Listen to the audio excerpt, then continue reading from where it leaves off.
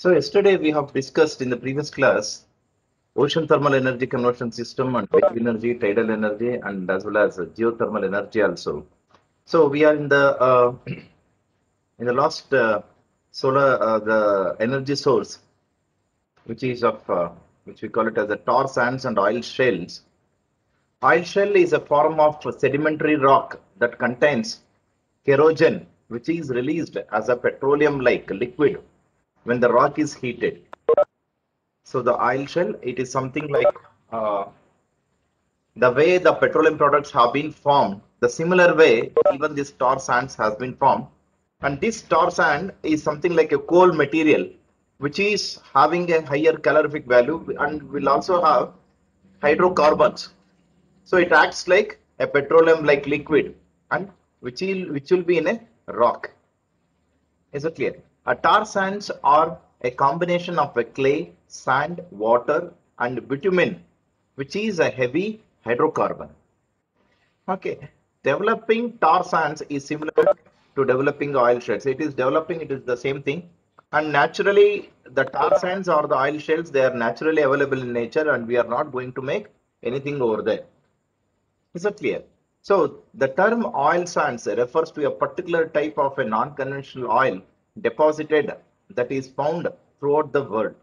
The oil sands sometimes referred to as the tar sands or as a mixture of sand, clay and other materials, so water and bitumen. That's the same thing, it has been repeated. The bitumen is a form of a crude oil that can be separated out from the mixed. This is nothing but a tar sands and oil shales, and they are limited in nature. Okay. So, do you know this how this coal has been extracted? Coal from the ore, it is something like a rocks only. You might have seen many times in the open coaches, the goods will be carrying it. It is something like a black, like stones. It will be there, and it will have a high heat capacity, which gives out more heat during the thermal power plants. So the coal has been extensively used in any thermal plants. It has been preferred. So the tar sands and oil shales are similar, like things which will be available, which are available in the earth crust, and it has to be surveyed and it has to be extracted from that. So basically, what happens? The major advantage of these tar sands and oil shale is ample supply for 40 to 93 years, low cost, high net energy yield. It has a very low cost compared to conventional energy sources, and it has got a high net energy yield and easily transported within and between the countries. Okay, it has a low land use technology, is well developed, and one more advantage is it is efficient distribution system. So the disadvantages: need to find substitute within 50 years, large governments, and environmental cost not included in the market. So obviously, whenever I'm talking about it is a renewable, it's a non-renewable sources. Obviously, it will get over within 40 to 93 years, and even we don't know when will our petroleum products will get over. That is the reason why you might have observed nowadays people are going more for the battery run, the vehicles run by the batteries, whether it may be two-wheeler or it may be four-wheeler. Have you heard about it? Now in marketing, going with the battery based automobile vehicles, whether it may be a bike or a car.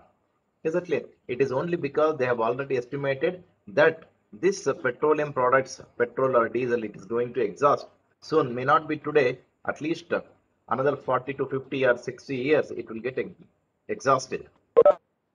So that is the one. So throughout this, we have discussed only the different types of conventional and non-conventional energy sources. The tar sands and oil shales comes under the category of non-renewable, that is a conventional energy sources. Okay.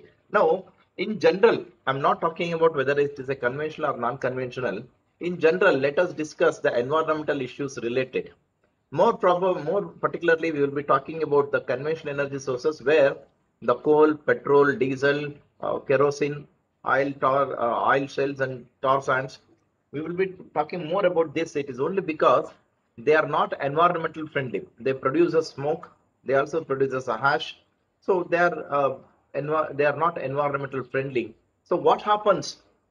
If this continues, what happens? Okay, now this environmental issues related, the energy sources have some impact on our environment. Maybe, my dear friends, you might have seen it even in Bangalore, or it may be in Mysore, or it may be any crowded places. Near the signals, there will be one more display which tells the carbon dioxide percentage, the carbon monoxide percentage, the sulfur oxide percentage. So the smoke which is being analyzed on what is the level of pollution which is been taking place by the use of conventional energy. So much of traffic will be there, so much of vehicles will be there, so many industries are there. So how does that affect and majorly on the environmental issues? I'll be discussing about three issues. One is the global warming, ozone depletion, and the acid rain. I'll be discussing three major issues over here. Now, the global warming is the gradual heating of Earth's surface, oceans, and atmosphere is caused by human activity. Human activity means what is the health that we are just creating. We are destroying, we are spoiling the atmosphere by more pollution. That is by human activity. Preliminarily, the burning of fossil fuels that pump carbon dioxide. So, point to be noted here, my dear friends. Burning of fossil fuels. The fossil fuels, coal, tar, petrol, diesel, and all these petroleum products, and even the methane and other greenhouse gases into the atmosphere. So these fossil fuels, when they have been burnt, it releases carbon dioxide. This carbon dioxide, if it releases carbon dioxide, what happens? Now, I have highlighted over here, by burning the fossil fuels, the carbon dioxide percentage will be more. If it carbon dioxide percentage is more, you can question me, sir, there are so much of plantation is there. We know that plants take the carbon dioxide for their preparation and they will give out the oxygen. Yes, it is true.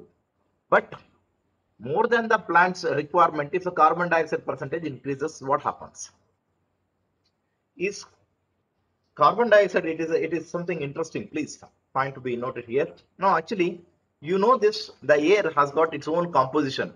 Nitrogen is there, oxygen is there, helium, hydrogen is there. There are n number of gases are there with their own percentages. Maybe 78 percentage of nitrogen, maybe 6 percentage of oxygen. Some percentages, it is a mixture. That is what we call it as an air. If carbon dioxide increases more, you just imagine, if the carbon dioxide in the atmosphere increases more, whatever the solar radiations which are entering into the earth atmosphere has to be reflected back. The earth atmosphere which is entering, in the three ways it will react.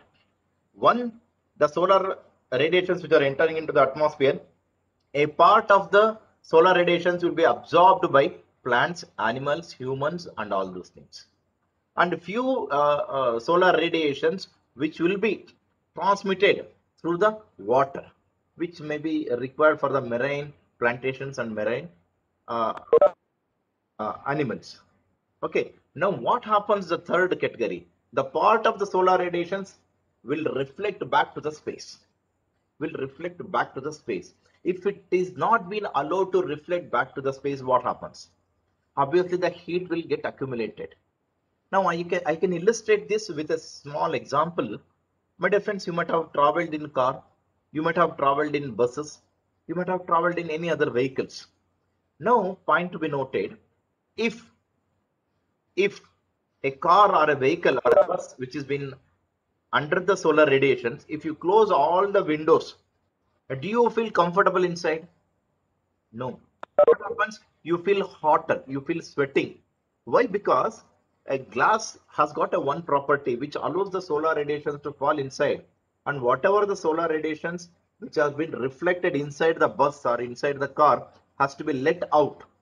If the reflected radiations doesn't goes out, what happens? That radiation causes the rise in temperature. It rises the heat accumulation. So that is why, my friends, you might have experienced, if the bus is not moving and if the windows are closed in a car or a bus, you feel more sweating and more heat. If the windows are open, not only the air come inside, even the reflected radiation should let go out.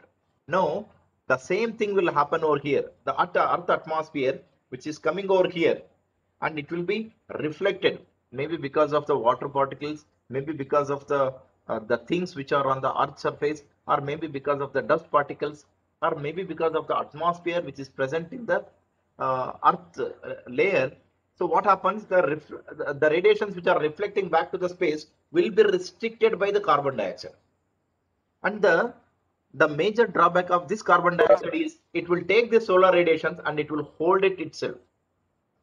A carbon dioxide molecules or an atoms, what they will do it is, our heat na ಹಿಡಿದಿಟ್ಕೊಂಡ್ಬಿಡ್ತಾವೆ.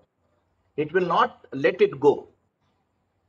Once all this carbon dioxide holds the heat, obviously what happens, you will start feeling more heat.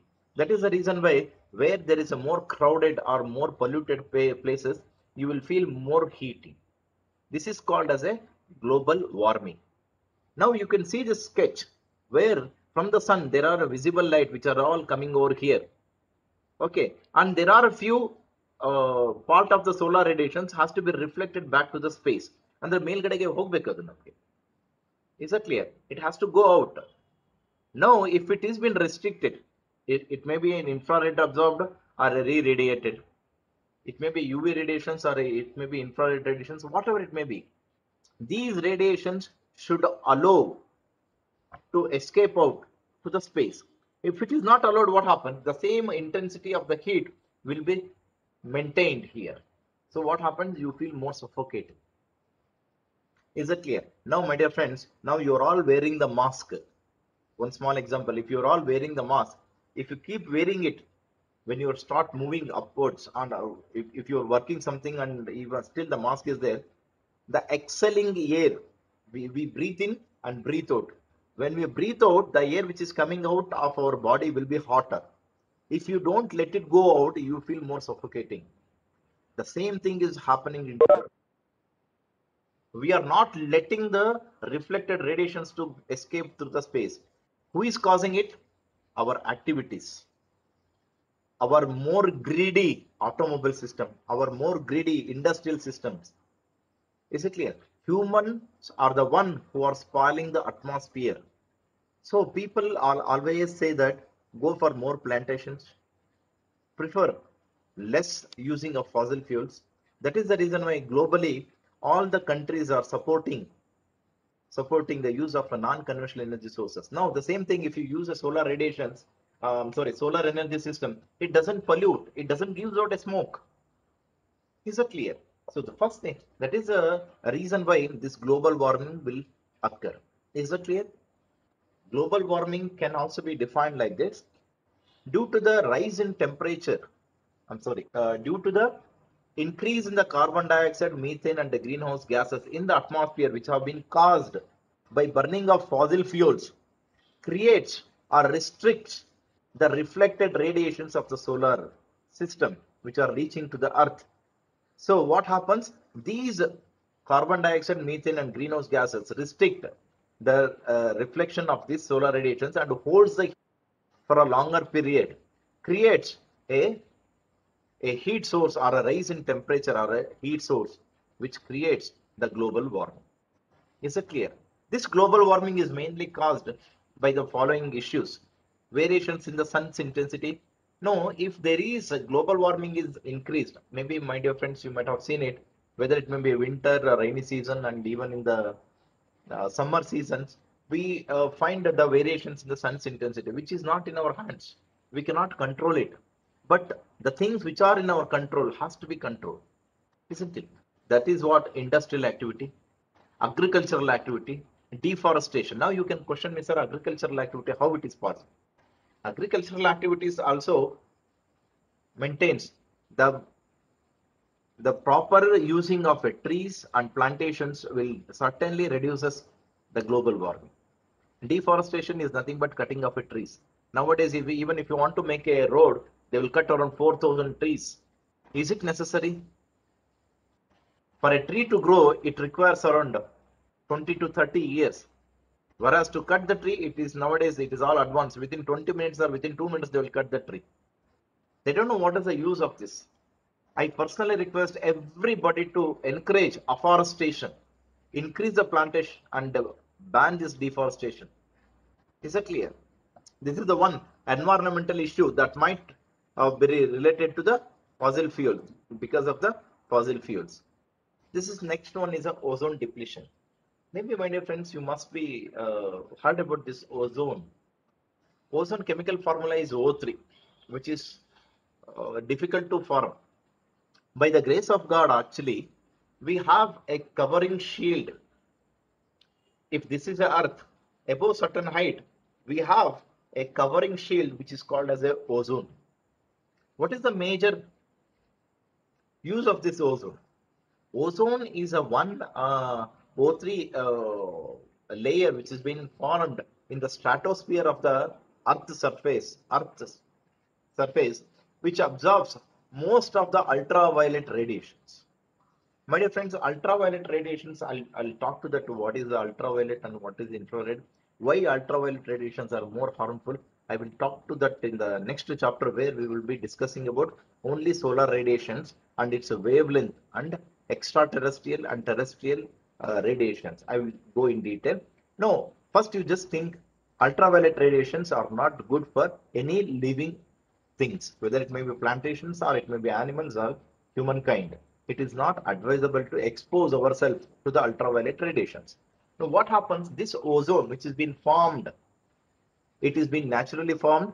So this ozone layer will restrict, which just filters the ultraviolet radiations and reflects it back to the space, and then the filtered ultraviolet radiations will be sent to the Earth atmosphere. That means UV radiations will be filtered by the ozone layer itself there. So we are not getting ultraviolet radiations. If ozone layer wouldn't have been there, then definitely we would have got exposed to the ultraviolet radiation. These ultraviolet radiations will lead to the skin damages. It affects the life of the plantations, and it also affects the humans like sunstrokes. You might have heard about summerally sunstroke agi the people have died. It may be because of the excess of sun's intensity and may be exposed to the ultraviolet radiations. They are very harmful. So what happens? This ozone layer will filters it and we will send it. It will send the remaining radiations to the Earth atmosphere. So this what is happens? This ozone also we are just spoiling it. The main cause for the ozone depletion or the damage. Depletion means damage. It is only because of the ozone hole is manufactured. It is because of the chemicals, especially manufactured halocarbons, refrigerants, solvents, propellants, and foam blowing agents, chlorofluorocarbon CFCs, HCFCs, and halogens. These are the few chemicals which we were and we are also using it in some refrigeration system. The chemicals which are going to the space will make this ozone depletion more. So that is why the people are banning these chemicals. But still, in few industries and chemical factories, they still prefer these chemicals.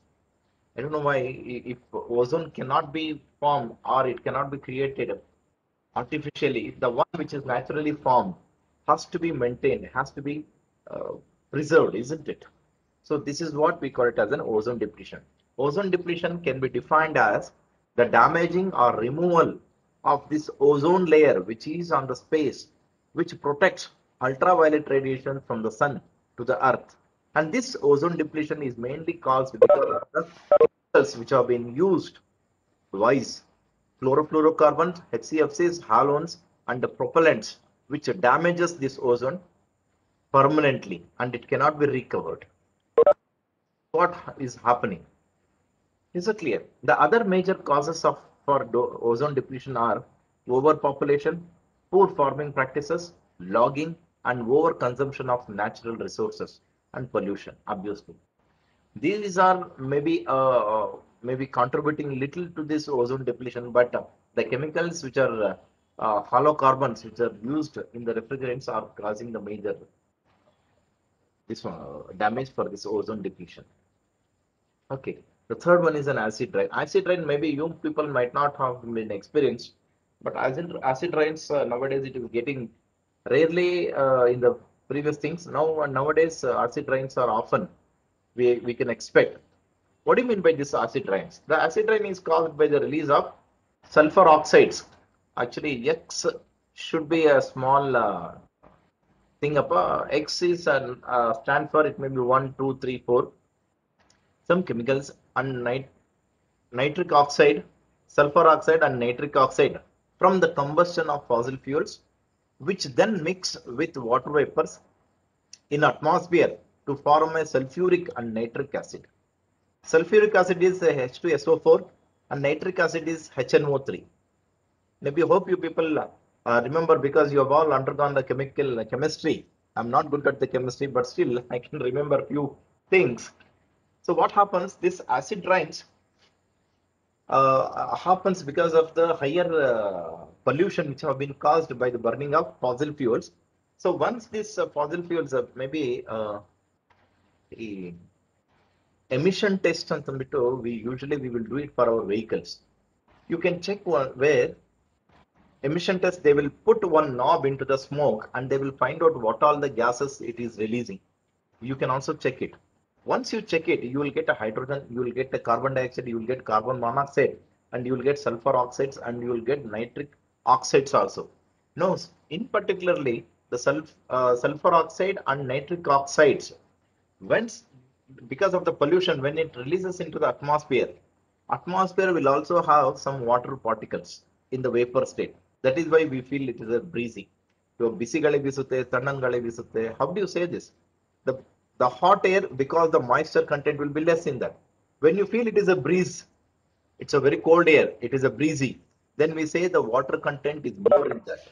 So in such atmospheres, if the sulfur oxide and nitric oxides, if it mixes with the water particles, and then they will form into sulfuric oxide and nitric acids.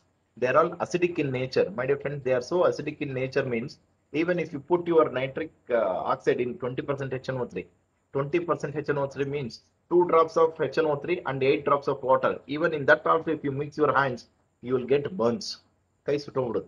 So because they are acidic in nature, they are more acidic in nature, the pH value will be very less.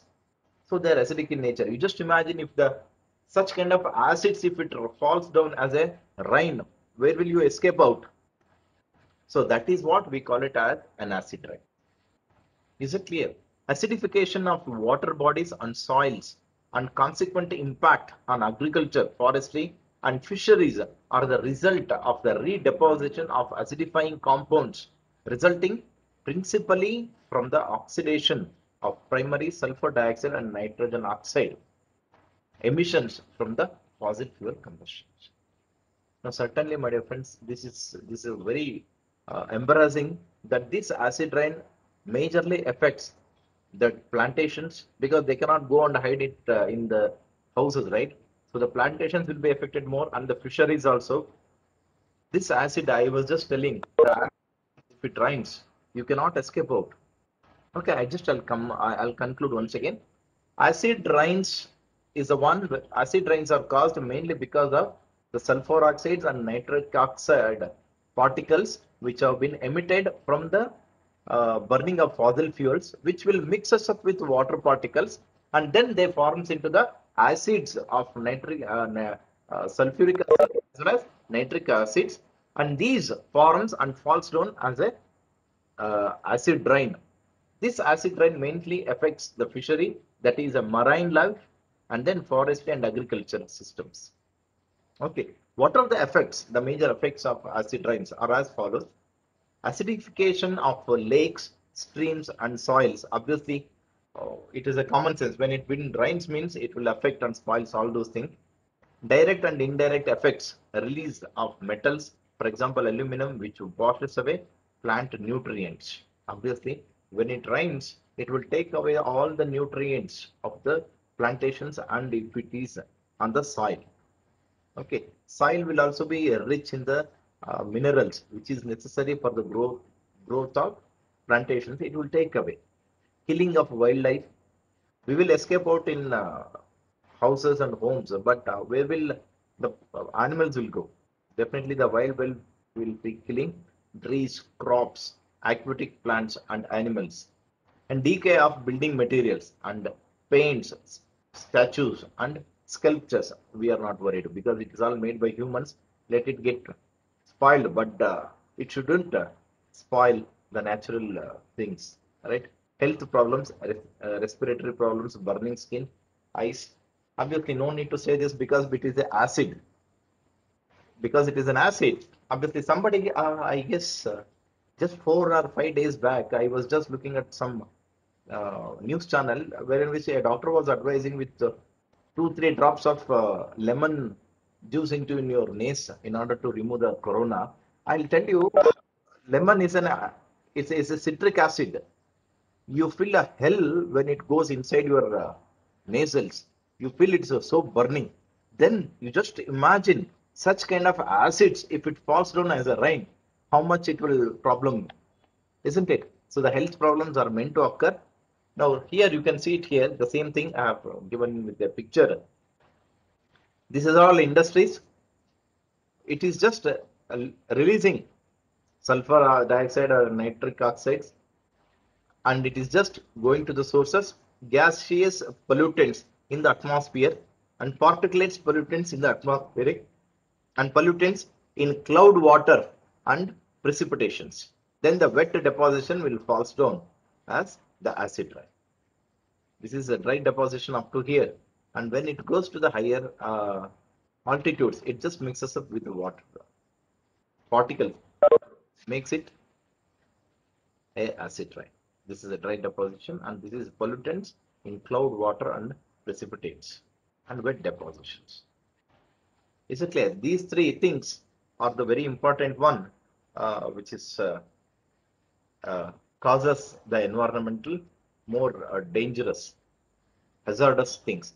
One is global warming, second one is ozone depletion, and the third one is acid raining. Now, my dear friends, at least being an educated, being a responsible citizens of the earth, not only India, please support afforestation and don't pollute unnecessarily. This is what my kind request. And this ends the first chapter of your first module. Actually, I should have finished it much earlier.